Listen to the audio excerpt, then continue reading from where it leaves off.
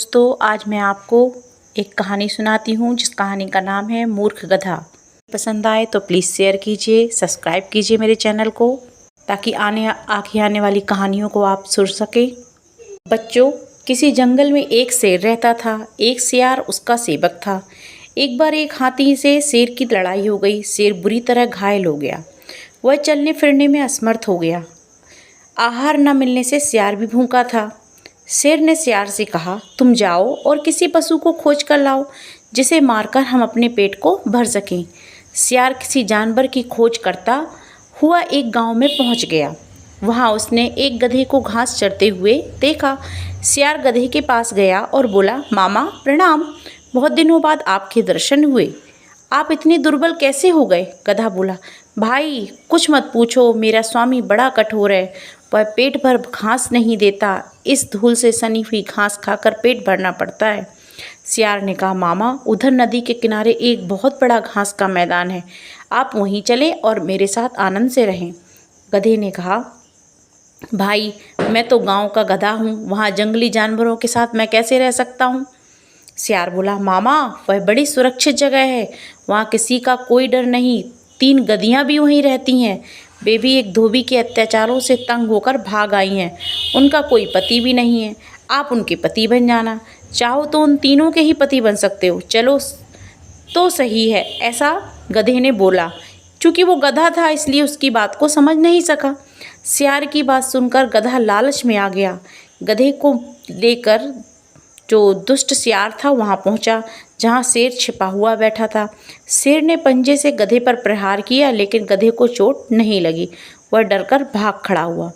तब सियार से नाराज होकर शेर ने कहा, तुम एकदम निकम्मे हो, गधे हो। जब तुम एक गधे को नहीं मार सकते तो हाथी से कैसे लड़ोगे? शेर झेपता हुआ बोला, मैं उस समय तैयार नहीं था, इसलिए चूक हो गई। सियार ने कहा, अच्छा अब तुम पूरी तरह तैयार होकर बैठो, मैं फिर उसे लेकर आता हूँ। वह फिर गधे के पास पहुँचा। गधे ने सियार को देखते ही कहा, तुम तो मुझे मौत के मुंह में ले गए थे। न जाने कौन सा जानवर था, मैं बड़ी मुश्किल से जान बचाकर भागा। सियार ने हंसते हुए कहा, अरे मामा तुम उसे पहचान नहीं पाए, वह तो गधी थी। उसने तो प्रेम से तुम्हारा स्वागत करने के लिए हाथ बढ़ाया था। तुम ही कायर निकले। वह बेचारी तुम्हारे वियोग में खाना पीना छोड़कर बैठी है। तुम्हें तो उसने अपना पति मान लिया है। अगर तुम नहीं चलोगे तो वह प्राण त्याग देगी। गधा एक बार फिर सियार की बातों में आ गया, उसके साथ चल दिया। इस प्रकार शेर नहीं चूका। उसने गधे को एक ही झपट्टे में मार दिया। भोजन करने से पहले शेर स्नान करने के लिए चला गया। इस बीच सियार ने उस गधे का दिल और दिमाग खा लिया। शेर स्नान करके लौटा तो नाराज होकर बोला, ओ सियार के बच्चे, तूने मेरे भोजन को झूठा क्यों किया? तूने इसके हृदय और सर क्यों खा लिए? धूर्त सियार गिड़गिड़ाता हुआ बोला, महाराज मैंने तो कुछ भी नहीं खाया। इस गधे का दिल और दिमाग था ही नहीं। यदि इसके होते तो यह दोबारा कैसे आप यहाँ आता? शेर को सियार की बात पर विश्वास हो गया। वह शांत होकर भोजन करने में जुट गया। इसी तरह जो दिल और दिमाग से काम नहीं लेते वह हमेशा किसी का शिकार होते हैं, चाहे जानवर हो या इंसान।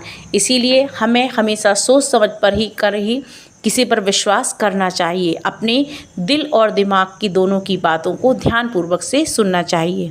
जो इस कहानी से शिक्षा मिलती है कि जो दिल और दिमाग का इस्तेमाल नहीं करते हैं वो हमेशा परेशानी का सबक का कारण बनते हैं। कहानी पसंद आई हो तो प्लीज़ शेयर करें और सब्सक्राइब करें मेरी चैनल को। Thank you.